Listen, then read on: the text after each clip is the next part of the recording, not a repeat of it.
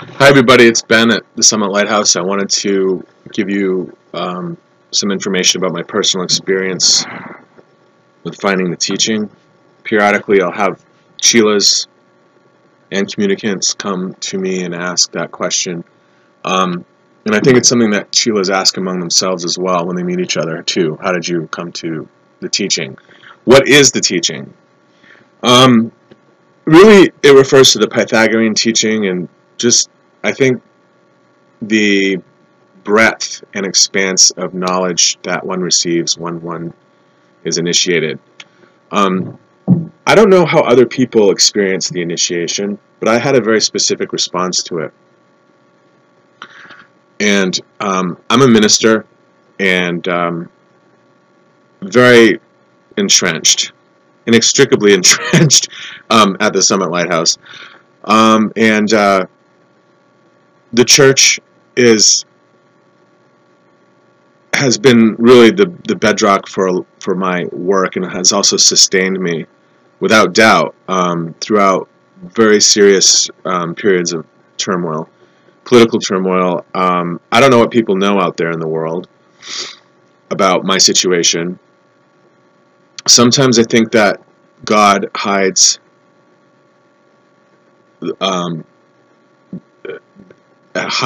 from a victim the full awareness of what is going on in the background to protect that victim. And I don't want to use that term lightly or improperly.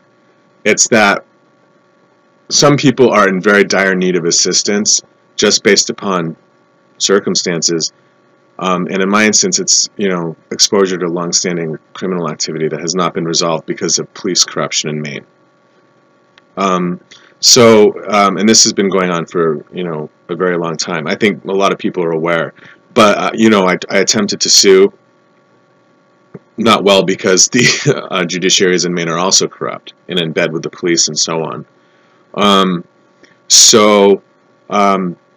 When one is either a litigant, and I think also a postulant and a spiritual sojourner, as I am, one maintains a network of friends and so forth, and that's great because you need friends, you need spiritual friends and support from the church. And the way that it unfolds alchemically is that Elizabeth, it's not just Mark and Elizabeth Clare Prophet have sufficiently supported my efforts so that it's not worthy.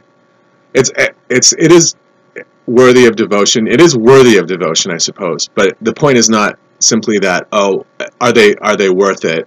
It's that they've already surrendered and already made their own quote-unquote sacrifices to protect me and the other people in the church. And that's why they're important figures, because they care. In other words, they're like parents. They are spiritual parents, authentically. This isn't just a game.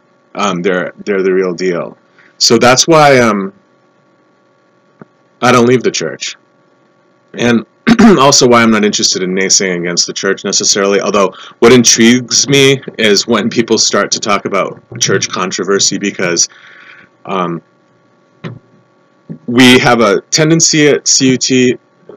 For those of you who don't know, TSL, the Summit Lighthouse is also Church Universal and Triumphant to a large degree. It's the same organization. People like to naysay against it, and that really, to me, it's a trend, and it can be exciting as well to try to unpack it and to say, let's generate all this media exposure by saying that, I don't know, Elizabeth is hauling everyone out into the middle of the country and making everyone live in a commune and do mantras all day long. That's not what happened. It really was everyone's free will. So I like talking about it as a media spectacle, but I do not support the notion that Church Universal and Triumphant is dangerous or does the wrong thing. Including because there are other things to talk about in reality and out there in the world right now that are politically relevant and timely, that are important, like this whole torture crisis in the U.S. hospital system, for instance.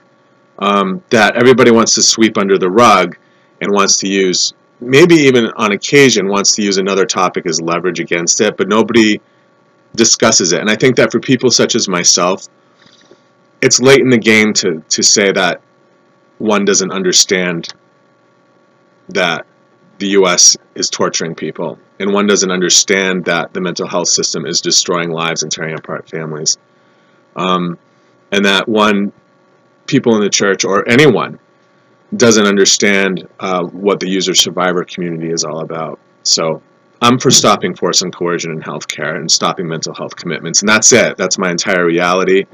Does Elizabeth support me in that? She absolutely does, because I'm able to subsist. It's not, it has not been a full salvation, but it's progressing towards that, and it's one foot in front of the other, and I can see it clearly. It's late, yes, because Elizabeth, I hold the balance also for Elizabeth Clare Prophet. So, my life was basically ruined, effectively ended, by the main hospital system, and I don't want anybody else to ever be exposed to that at all. So I hold the balance, and I'm supported in that. And that is important because it all pivots. If you have to study the alchemy and understand the alchemy, everything pivots around that foundational premise or precept that they need to stop doing that, and those places need to be shut down. People who don't understand that are not going to have full access to the alchemy, and that's just a fact. But when I started, before this, I knew about Elizabeth Clare Prophet before, and Mark Prophet, of course, is heroic as well. But I always talk about Elizabeth first because she was the initiating guru for me. And I do mean that when the door opened and I realized that salvation was imminent, and the path was basically clear if we can get there. I let myself develop the devotion that I was asked to develop, and actually was invited more deeply into the inner sanctum as I progressed through the steps and so forth, and became a devotee of Mother Guru Ma, Elizabeth Clare Prophet, because I knew that I had been initiated, and I knew that salvation would eventually arrive, and I hadn't seen that prior to entering the church. To me, that's miraculous. To be able to have faith, that much faith, is amazing. So, I don't have a problem with the church. Is it slow? Yeah, it's slow. It's slow. And would I rather see the church act now to move me out of me, where I'm being threatened all the time? Yeah, I would. At the minute that money is generated, I ask people, and I have recently received requests from people loosely connected to the church for more information about my legal matter. But I really feel that the ranch ought to directly assist me so that I can provide assistance to all these Sheilas, all these people in Africa who need help with the orphanages, and that is a problem. That's a big problem. The agricultural crisis and the orphanage crisis and so forth is a huge problem. There's some infighting within the church, which is problematic because it turns people away who could maybe contribute.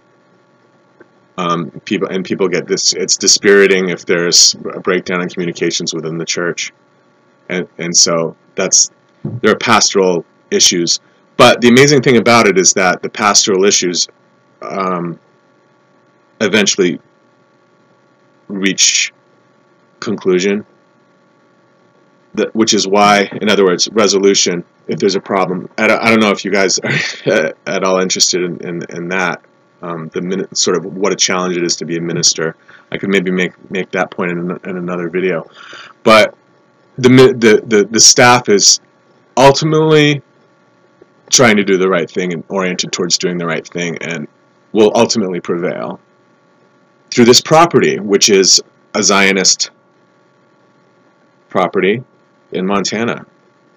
And It is there because of the sacrifice that was made by Jesus, and certain people within the church who are Jesus, and Jermaine, and so on. These are people who have Purple Hearts, you know, at CUT. These are people who are basically war veterans, whether or not they're in the military. They saw enough or knew enough to know that everything had to change, which is different from people who are not purple-hearted, if you will, if I may use that. We talk about the violet flame at CUT, and well, you know, it makes sense that we would say, you know, the color purple. It makes sense that we would say that about war-wounded veterans, military veterans who saw combat and so on. They have Purple Hearts. They're different. People like myself are different alchemically than people who are not wounded in that way. And as such, they need more attention in some respects, more access to leadership roles in other respects, and also because they can provide guidance that simply can't be provided by someone who doesn't have familiarity with those issues. They need not to be targets as well. And it is an issue when, you know, I'm told I can't get into the court system without someone trying to haul me in for a mental health capacity review, or threatening my life in another way, or taking away my driver's license, or cutting off my access to all of these things, access to housing, things that they have done to try to shut the issue down. The fact is that if they don't stop it, the mental health system in Maine, more and more people are going to die. People we care about. I've lost friends recently, and it's all connected to this whole cycle of abuse, where it's okay to say that nothing ever happened to Ben Turner, nothing ever happened to these other people who suffered. It's okay to pretend that this is someone else's problem, and so on. It really is. If you are in CUT, and if you're, I call them sixth rounders, and I believe that's pretty much accurate. I believe I'm a seventh rounder, and I think everyone else in CUT, because of the nature of my injury, if you'll call it. It's also a gift if it's cultivated and used in the right way, although nobody wants to have been injured. But right, it's everybody has to band together, and I believe that we're doing that, and I just want to encourage everyone. But as far as mother's concerned, right, it's like a Marian visitation or a Marian vision, which I made the point, you know, I think that really, like, the miracle of Fatima can entirely be read as a recounting of Elizabeth Clare Prophet's life and legacy. The witnessing of Mary appearing to the masses. It's a very, that story, they run on almost parallel tracks to an extent, because the way that mother has affected so many of us, you know, over the internet, through social media and so forth, is miraculous in a form of, it's kind of like a holy vision, and her presence is a holy vision. People think that's weird, I guess, you know, because people want to get on and say that it's a cult and all of this. When I started, I thought it was a cult. May I say that? I think it's okay to say that. When I started, I did believe, I figured it was pretty much a cult. But I wanted to get on to give you information about why it is that I join and why it is that I stay in it, because we talk in terms of light and opening, you know, doors of consciousness and understanding the masters and so on. And yeah, right, and it is positive, like Erin said, it's positive thinking as part of I am. That's true, but it's really not the entirety of the I am activity either.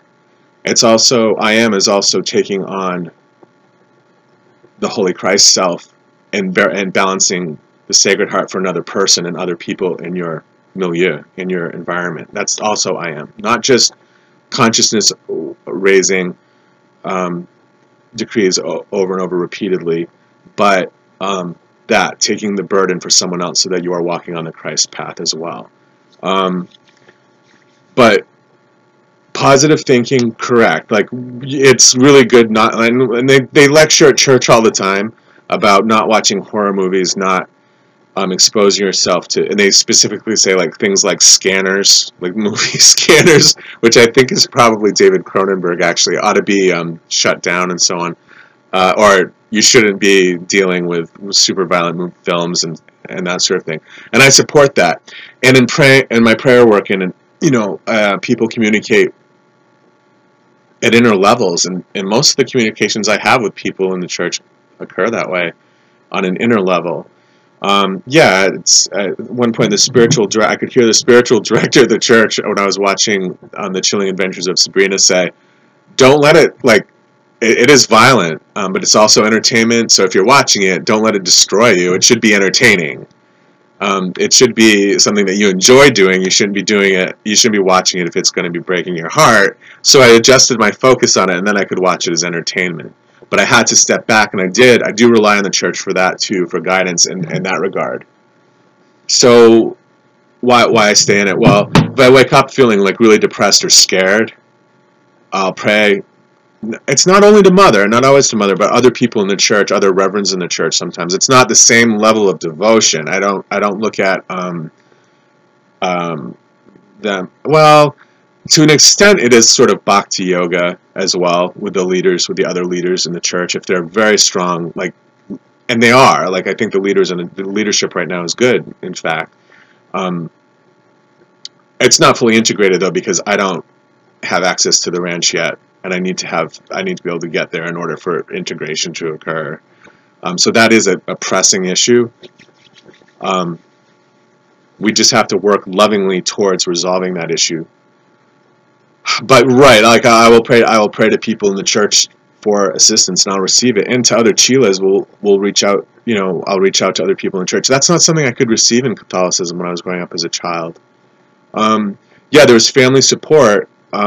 Periodically, and that sort of thing. But I went to the church, the Roman Catholic Church, a while back and asked for help with an electricity bill, and they couldn't fork over $100. And I had been going to that church for my entire life, and with CUT, it's progress and continuous striving and continuous trying to prop each other up, and mutual respect too, where you're trusted, and when you can provide forms of leadership. Sure, it's all on social media for the time being. We're all just TV pictures, right? Picture people, like in All About Eve, when when Betty Davis's assistant says that, it means that TV people are different. Right, but Elizabeth Clare, it's nothing I would ever want to leave, because what's the point in leaving an organization that is actually doing the right thing? There are problems. I mean, there are some PR issues, and some people and people don't want to talk about it. As I said, getting back to my point about I am, right. Like Erin said, there's a trend towards wanting to be positive, and that's great to do that and to support it. I like to talk about the challenges in the church, though, and I like to talk about where the church. So does Erin. I like to do that periodically too. Why? And people say to me once in a while, why focus on the negative? Why can't you just get on there and decree like everybody else does? And why can't you? Why isn't that happening for you and for us? Why are you naysaying all the time? I naysay only because I feel that other people will be turned away if they don't overcome the limitations. You have to overcome hurdles and barriers in order to be accepted into the inner sanctum and to be received in that realm. It's not that the church is trying to keep you out. It's that you actually have to overcome. There are charges, against you psychically, fallen ones trying to stop you from being able to enter the church, all sorts of deception and so on. And in order to make it to freedom through the church, you have to overcome those obstacles. And sometimes it looks like the church is leveling against you, and that perception also has to be overcome. And on the occasions in which it actually is and failing, it has to be corrected. And what Moira Prophet said at one point over on the internet, sometimes maybe change an organization from within. So why do we have to divorce ourselves entirely from the Vatican if we can change that organization by being in the Vatican or by being connected to it? I feel that way about the UN, whereas all these people around me say, absolutely, I want nothing to do with the United Nations. I do respect that viewpoint, and I'm glad that it was put forth to me by my friend who is in church too, and I respect that he feels that way. Myself, if I'm receiving periodic bits of information from the UN that enable me to survive, I will take what I can get and use it. And so I don't turn my back on the UN entirely, because their system has generated a lot of good information that supports our goals. Why would I? And so I would not want to back out of it, because I would no longer be connected to the benefit of that information. Are there problems with exploitation of the United Nations? From what I hear, I don't even know the half of it. And I do believe that that's true as well. But I still support the UN office, the High Commissioner on Human Rights. I support that office. And it's the OHCHR, it's Office of the High Commissioner for Human Rights. Right, and they're the ones who came out and said all of that stuff about torture that nobody in the U.S. is paying attention to. And Trump, whatever the deal is with Trump, there's one of the misconceptions in the church is that you have to be Republican to be in the church, because I don't know anybody, I know very few people in the United States who are in CUT who are not pro-Trump. Part of that has to do with issues against the Democratic Party and their position on reproductive issues and so on. And also part of it is how the church has been infused with political tendencies that sometimes it's necessary, or for me personally, I'm glad that the church is quote-unquote conservative to an extent, but I don't think it's conservative in the right way. I really do think that, and I think that, so we stumble there because we don't, for instance, I wish the GOP would come out against this whole torture issue, and it doesn't do that. It says we want to stop healthcare funding, but they won't do it for the right reason, and that's offensive to me as a survivor. But the Democrats are out there wanting to fund whatever locked ward facility is going on, as long as it it helps people. That's the whole deception, is that torture is helpful, and that torture is freedom, and so forth. So that's where I put my foot down. And Elizabeth and Mark both came out and spoke against communism and so on. So I'm not sure that torture is synonymous with communism at all.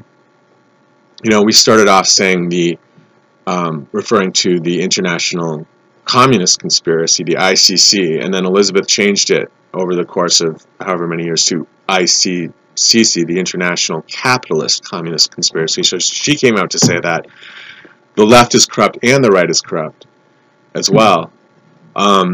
So that's true, but nobody really talks about the real problem right now, which is, to me, I mean, if you want to be friends with me personally, you can't turn your back on that issue, because I know the truth about it and I personally survived it. And to say that you don't care, or to say that it's still okay, is too offensive for me to really open my heart. Because what you're saying, I could potentially have pity or sympathy for someone who is not awake in that field. But I couldn't really ever open my heart entirely, I don't think, to that person, because they don't understand the fact that that's torture.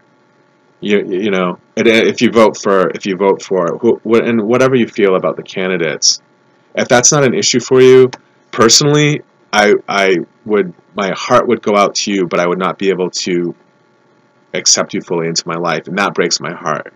It breaks my heart when people don't understand the issue. And it also breaks my heart, I understand as a victim of that,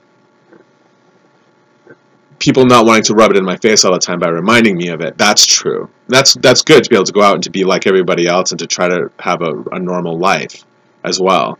But at a certain point, it's also very sad to me when there's so much heartbreak and loss, and people still won't come forward and say, I know that you were injured this way, Ben, and I know that it's this huge issue because you can't get police services without them trying to drag you away, because that's what they wanted to do to you in the first place, to shut you up. And secondly, they're programmed to do that. Even if they're acting neutrally, they still think that it's okay because they didn't personally survive it, or they're entirely uneducated with respect to it. And I know that it's destroying your life. What can we do to change it? When people don't have the ability to do that, or don't feel like they can do that comfortably, it also saddens me as well.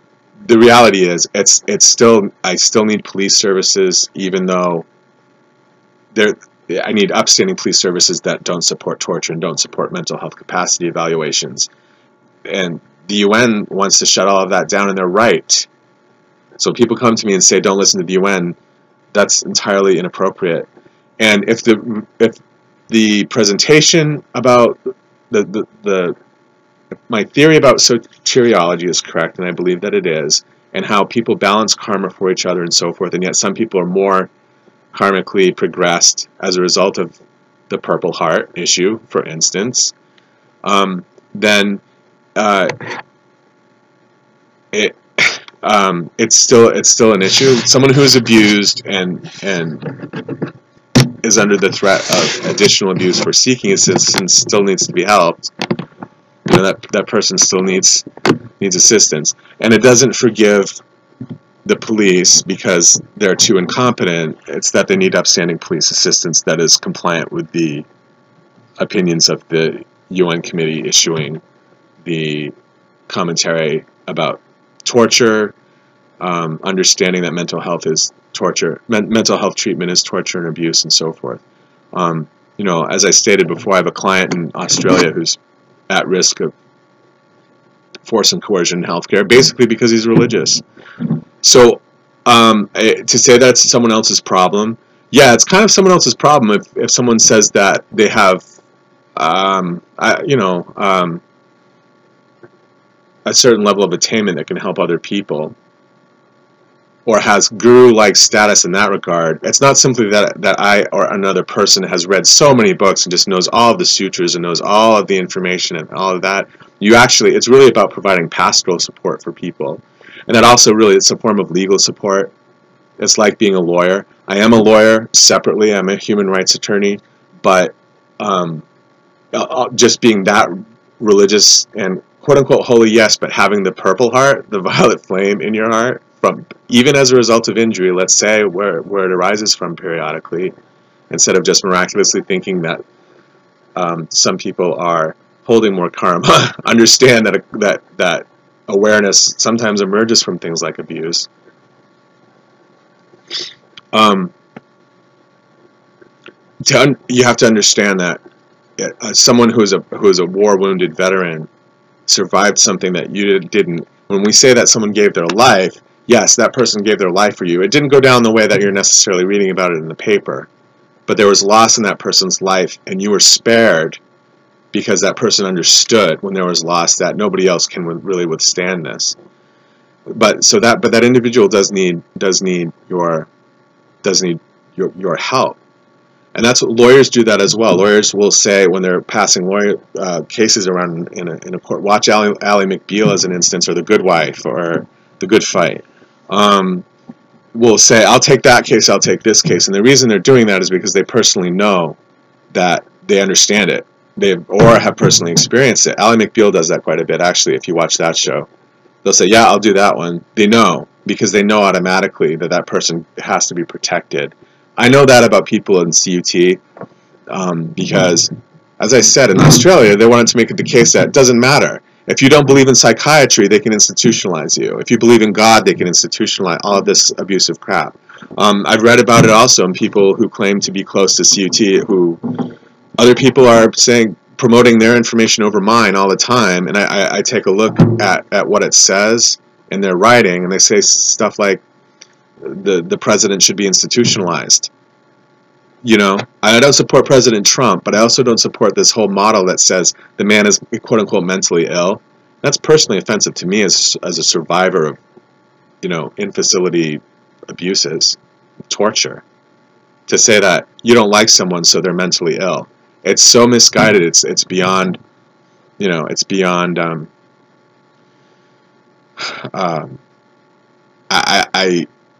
it's beyond my realm of comprehension, those viewpoints. But to say that, you know, and we talk about other problems again as stand-ins for other things. At some point, though, we do have to actually directly confront this whole problem with abuses that are occurring domestically. This is not just Abu Ghraib prison we're talking about. Torture occurs in the U.S. mental health system, and they know about it at the United Nations. They've published documents about it. I know of one amicus curiae case at the Supreme Court that everybody is ignoring, or there are no resources to push it all forward.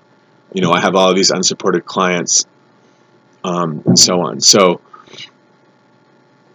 Elizabeth helps me get through my day, and like and you know, I can speak to you about it in terms of it being magical. It is. It's magic. It's white magic. Without qualification, it is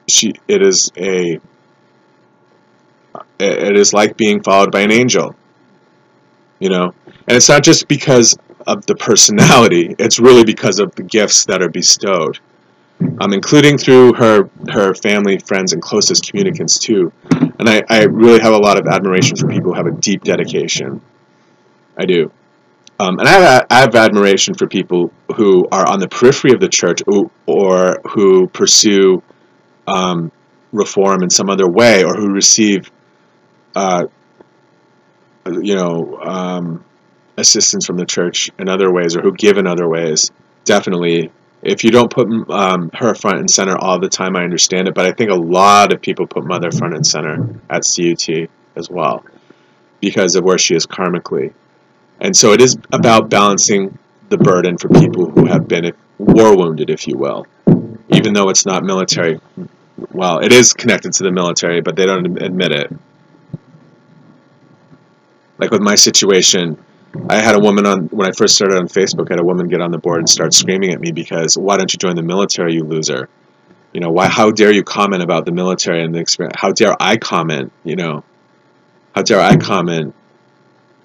I grew up at, you know, my grandparents, I was raised at Togus, VA, which is basically one giant psychiatric military hospital center, because my grandfather had a house there and worked there.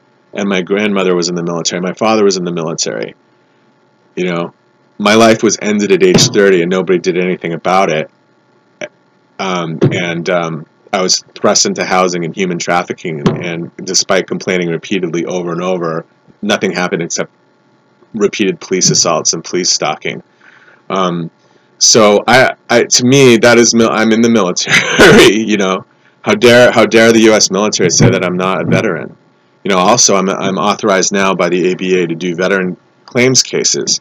Unfortunately, they say that I don't qualify for veterans claims, and so I would need actually a separate attorney in order to help with that.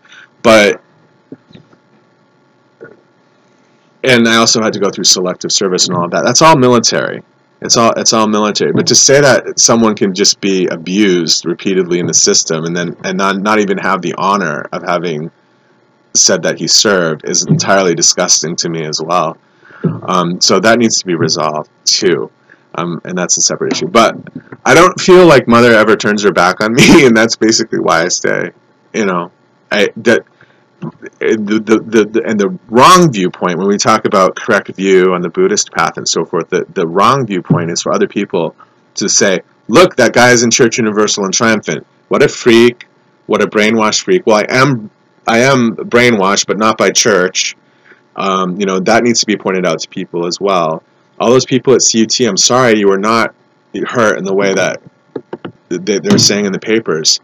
Other people were hurt, and under other circumstances. So acknowledge that, and let Elizabeth be Elizabeth.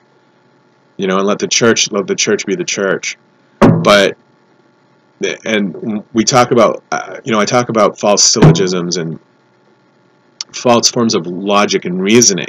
That's one thing when you say that, and that's an issue too. When you say, look at Church Universal and Triumphant, all these people in the quote-unquote cult, well, and you have people in the media saying, or everybody, citizens, lots of people saying, that should be stopped, that's inappropriate, that's idol worship, all of this. But I'm here to say, I'll tell you what needs to be stopped, because I personally lived through what you didn't want to live through or couldn't live through. And it wasn't church that did it to you in this instance. It wasn't CUT. It was, you know, components of the U.S. government and all these corrupt medical oligarchies and so forth. That's the reality of the situation. So that's my beef. But church, I feel badly about church.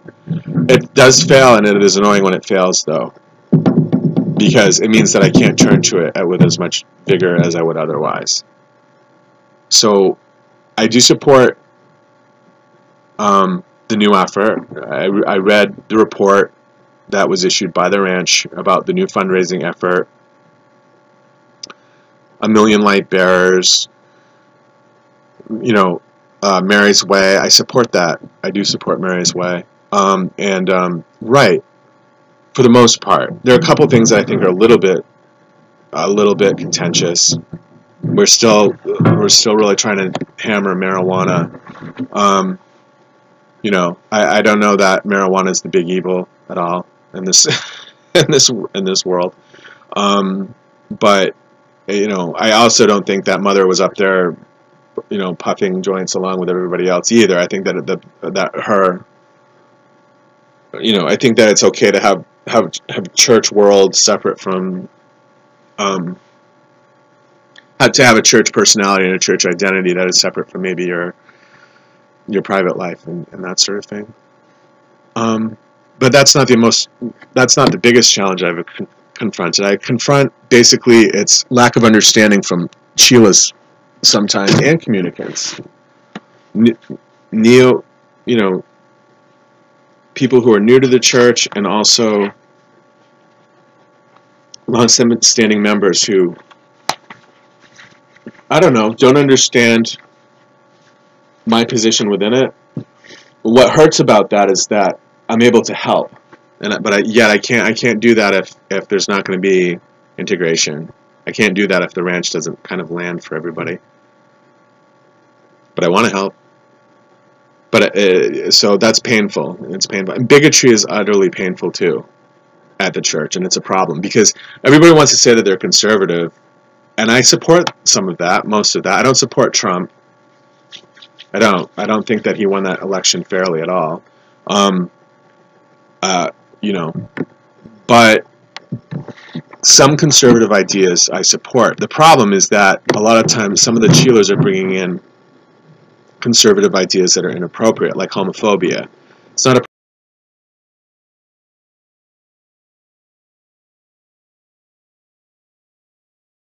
It might be the case, and see, it's different.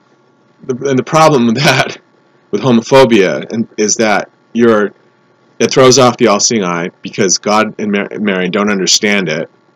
When you say that these two men are in love, I condemn them. They should be condemned. They don't understand it because that's not how they feel about it. And so when you try to cut people off, what people are doing one of two things when they're homophobic within Church Universal and Triumphant. One, often is the case, I believe, is that people mistake their personal obligations and preferences for their theological preferences. And that's a mistake. It's a mistake to say, because that's not how the alchemy works. It's not how everything unfolds in reality in the universe. And you have to be true to how things actually are. And what you're saying if you're homophobic at Church Universal and Triumphant is either there are gay people around me and I don't like it, ergo if the church is saying that if the church is condemning homosexuality, I support the church. Sometimes, you know, if you're straight and you're going out, you're not going to go to a gay bar, or you're not going to go to a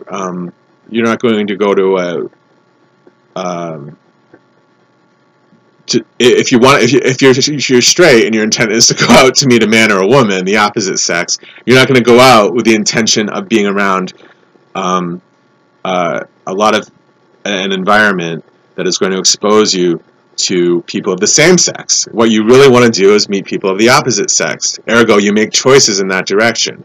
Could be that you wake up in the morning and before you go to church you say, I hope that there are a lot of single men there or single women there, and so forth. That's acceptable to say that you'd rather be dating people of the opposite sex. Yes, that is your right, and so forth.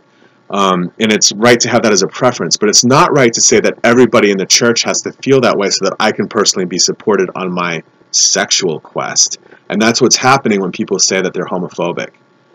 It's entirely inappropriate to say that gays are not welcome in church. It's entirely inappropriate. God doesn't understand it. God doesn't understand it because you're trying to assert your preference for yourself, if you're heterosexual, on everybody around you, but also on the institution.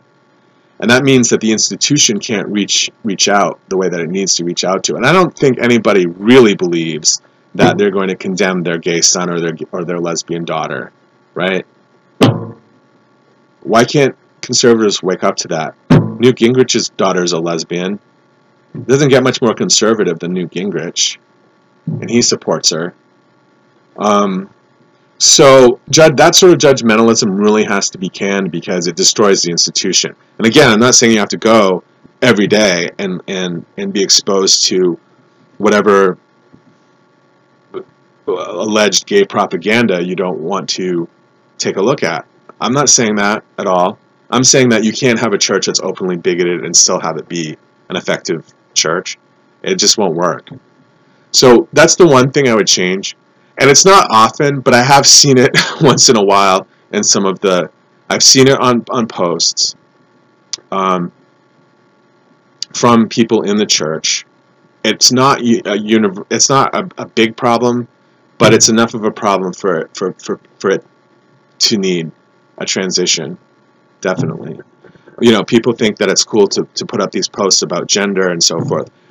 Rather than attack people who are saying that they're transgender or saying that they want to change their body, why don't you try to save the Purple Heart wounded veteran who died for you and do something honorable as opposed to pointing at people and passing judgment? That's where it breaks down for me. But I don't see the ranch coming out to make a lot of those comments, although I did receive a copy of a document that was passed around that was supposedly official ranch that was talking about whatever demon is supposedly associated with lesbian feelings. That's not right. You shouldn't be mass circulating anything to do with that at all, with the print with the CUT imprimatur on it at all, ever. And the second reason that people, I think, are homophobic is for what I said before, which the first reason is because they're asserting their personal preference on an institution, and you can't. Well, and there's another point with that. The other point with that is that CUT is so powerful that it becomes the government at a certain level as well. So when the government will fail, you have all of these war veterans who don't receive assistance from the government, who flee to church and who prevail upon the church for assistance, and they absolutely should. But if you say no gays allowed, then all the gay people, your gay son and daughter, or your secretly gay son and daughter, or cousin or whatever, are not going to receive that assistance because they're too scared to enter your environment. So the church should be held to a standard that is also the governmental standard because it does function as the government. That's entirely true. It's not. Yes, you want to talk about separation of church and state. That's fine, but CUT people, if it's filled with all of these people who are war wounded, really need to have access as well, including for gay people. So that's a problem, and that's really the biggest problem, to be honest. If they could just overcome that and say that we're over it and like whatever's going on is going on. Right, so it's preference. And then the other issue is, well, there's a lot of bad PR like going on in gay pride parades and so forth. And people get tired of hearing about it and talking about it. And that's true as well. That can be a problem. It can be a problem if you have like one group of gay people coming out and saying that they represent all gay people, acting a certain way or making a certain political statement or impression, saying that they represent everyone. It's fine to not want a certain group of people to speak for everybody who is in that group, but it's not fine to condemn all gay people because some gay people make a show of whatever political opinion is offensive or whatnot.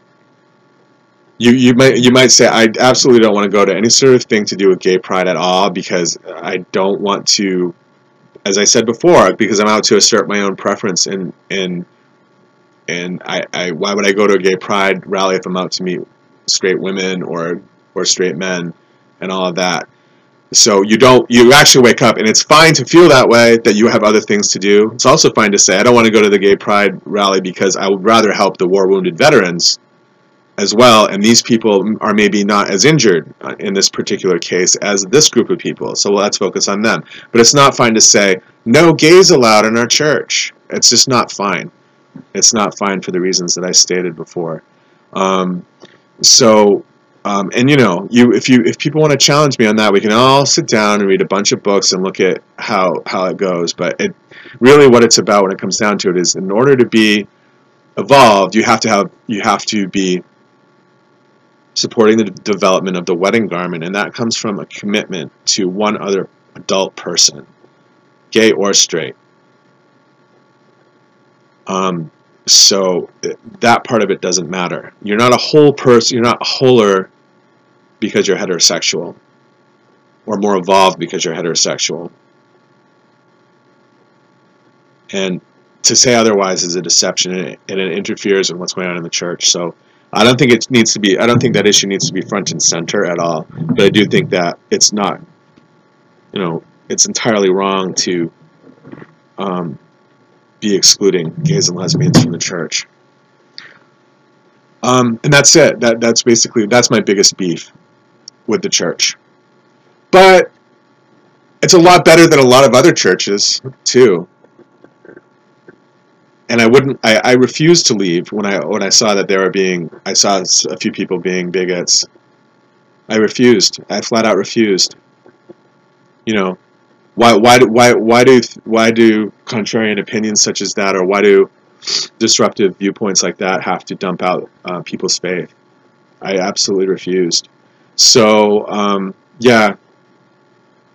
But I won't be challenged either. Like I won't listen. I won't let people put their viewpoint on my board. I don't have to.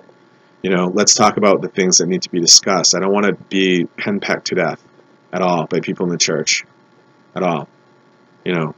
Most people are very loving, and you have to be loving. And the correct offer is really for people to accept you into their family, and they do at CUT.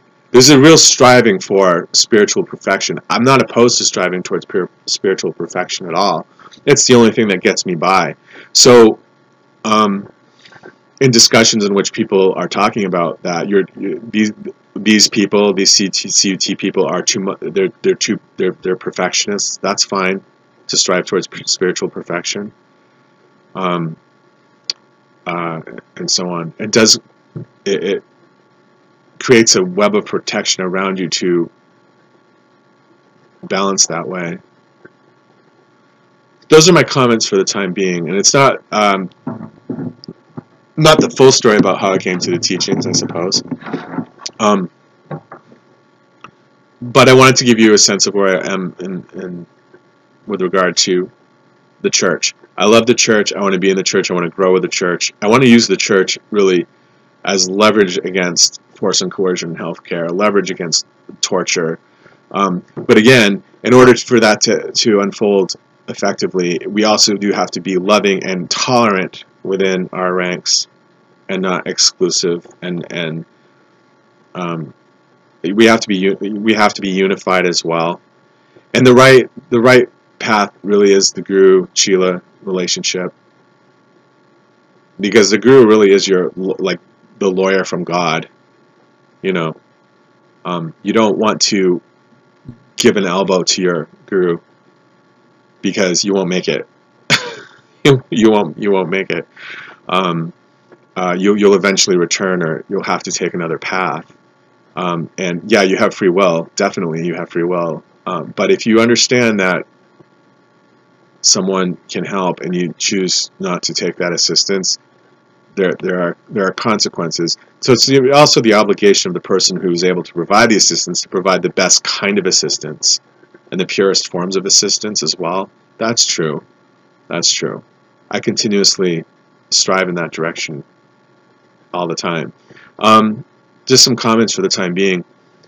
Yeah, so the other thing that might interest people is the show Sabrina, because there's a lawsuit, and it's not Sabrina as you'd find it on the internet. It's called the Chilling Adventures of Sabrina, because there's a lawsuit against the show that was brought actually by the Church of Satan, if you can believe that. So the Satanists sued the show that is lampooning Satan, and there were a lot of misstatements made by the Church of Satan against the show. And so I pray against them and against shutting down a show that is entertaining and also providing a value-added service to people who are trying to participate in the revolution, if you will. You know, it really is a show by and for revolutionaries.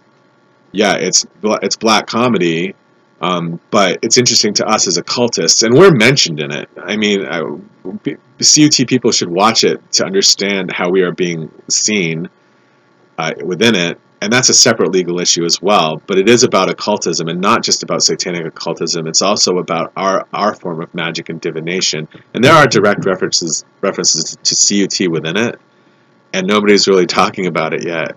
Well, the producers apparently did, because they went behind everyone's back, evidently, to make that show. It's a good show. It's entertaining. I think that the people who participate in it want change. I don't think that, my objection is that I don't think that the Church of Satan or anybody should be, if we are using that for information to support our goals, which is the goal to help people who are victimized and to stop the fallen ones, to stop the fallen angels. If we're using the information within that show, nobody has the right to come in and say, you can't be using our Baphomet, you can't be using this and that and so forth. That was the presentation, actually. Baphomet is the sabbatic goat. You can see Baphomet on tarot cards. It's nothing that, you know, Baphomet, the sabbatic goats I've never heard really discussed by Mother. Of course, we're Christian and have nothing to do with. We have viewpoints that are informed by paganism, but nobody in the church really says that they're pagan. But the sabbatic goat is, you know, I will talk. I'm able to actually provide legal support on that topic, because the sabbatic goat is not simply a satanic part of the Church of Satan. It's a pagan image that emanates from another source, and you know, I'd like to make that point eventually. Through, it would be great if the church one day, CUT, can help me counter-sue against the Church of Satan. That seems like a pretty good mission, huh? And they're actually using the name. I think they're using the name United Federation of Churches too. When they sued, they covered the fact that they were the Satanic Temple. Anyway, but it's a great show, and I encourage people to watch it. It's the spin-off of Riverdale. Sabrina is the teenage witch in the Archie comics. Riverdale is based on the Archie comics. I thought that they would come up with it when I first watched Riverdale. I'm like, I can't wait for Sabrina to come out, and sure enough, like three or 4 months later, they issued it. So that's what's going on. So don't be bashing gay people. This is from, let's say that it's from Mother, okay? Don't be bashing gays on your boards, please, because I will unfriend you and disconnect you from you if you do that. Don't, and everybody watch Sabrina. That's the one thing that I ask, that people don't put bigoted stuff on their boards or near my information and stuff. Too much criticism of my work. Try to aim your criticism in the right direction, and try to be respectful of the fact that I don't have access to the same resources other people have. So to receive criticism on my board is actually more painful to me because of my degree of isolation. It doesn't help me network with the church more effectively for people to be trying to tear my work down. So those are like two ways that we can all improve. Try to be more protective of the work here, and try to respect it to whatever extent you can, and open your heart to gay people. Recognize the difference between your personal preferences and what it is that you want to see pictured in the world for yourself personally, and what the church needs to do to protect everyone. We can have both. You can have a church that is the church that you want and love and you want to see, that is not an exclusionary homophobic church. Okay? Alright. So that's all for now. Namaste, and I'll be in touch with you guys later on. Okay, thanks guys. Alright, bye-bye.